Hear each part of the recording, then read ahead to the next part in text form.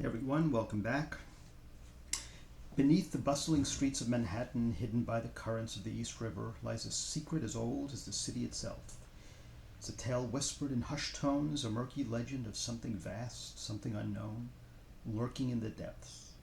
Forget Godzilla, forget King Kong, because New York City has its own monstrous mystery. The alleged sightings of the Manhattan Monster, also known as the East River Monster. Hey everyone, welcome back. It's good to see you again, and today we're diving into the murky waters of urban legend to explore one of New York City's most intriguing cryptozoological mysteries. For decades, scattered reports have hinted at the existence of a massive unknown creature dwelling in the East River. Is it a long-lost species, a mutated horror, or just the product of overactive imaginations and the river's deceptive currents? Let's find out. So, what exactly are we talking about when we say Manhattan Monster or East River Monster? Well, unlike Nessie, which has a fairly consistent description, this creature's identity is far more fluid and fragmented, reflecting the various, often fleeting glimpses people claim to have had.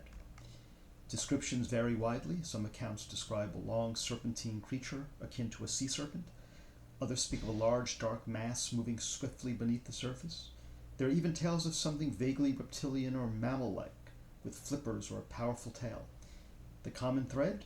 It's always large, it's always unusual, and it's always unidentified. This isn't a well-documented cryptozoological phenomenon with dedicated expeditions. Instead, it's a collection of individual, often isolated sightings reported by fishermen, ferry passengers, bridge workers, and even residents looking out over the river. It's an urban legend born from brief, startling encounters in one of the world's busiest waterways. Now you might be thinking, the East River, that's not exactly a pristine remote lake, and you'd be right. The East River is actually a tidal strait connecting Long Island Sound to New York Harbor. It's incredibly busy with ship traffic, ferries, and has a long history of pollution, though it's much cleaner now than it once was.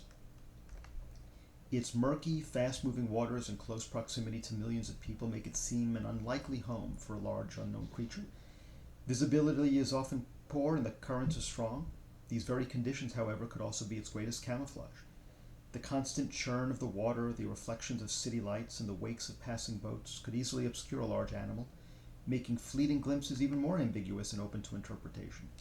So while it seems improbable, the very chaos of the East River might be a perfect hideout. While many associate river monsters with more pristine environments, tales of unknown creature in New York's waters are surprisingly old. Indigenous Lenape tribes have their own legends of water spirits and beings in the rivers. As far as back as the 19th century, there were occasional unconfirmed reports of something unusual in the waters around Manhattan. These were often dismissed as large fish, porpoises, or even debris, but they set a precedent for later, more specific criteria and claims. Fast forward to the 20th century, and the reports, though still sporadic, become more defined.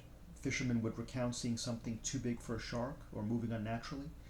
Ferry passengers occasionally glimpse something enormous just below the surface, a dark shape that vanished as quickly as it appeared. These early reports were often passed down verbally, fueling the nascent urban legend. While not directly an East River sighting, the infamous Montauk Monster in 2008 had a huge impact on the public consciousness regarding strange creatures in New York's waters. This bizarre, unidentifiable carcass washed ashore in Montauk, Long Island, sparking a global sensation and countless theories, from a mutated animal to an escaped experiment. While officially identified as a raccoon or similar animal in an advanced state of decomposition, the sheer oddity of its appearance primed New Yorkers to wonder what else might be lurking. In the years following the Montauk Monster, interest in local cryptids surged. This era is often coincided with the rise of camera phones and social media, meaning that any new sighting, however fleeting, could now be instantly shared, leading to more public discussion about the East River Monster. In the 21st century, alleged sightings of the Manhattan Monster have gained more traction thanks to citizen journalism and online platforms. One notable recent example often cited is a supposed sighting near the Brooklyn Bridge. Witnesses describe a dark, well-like hump that broke the surface briefly before submerging. Another report spoke of a long, eel-like creature near Governor's Island, moving with surprising speed.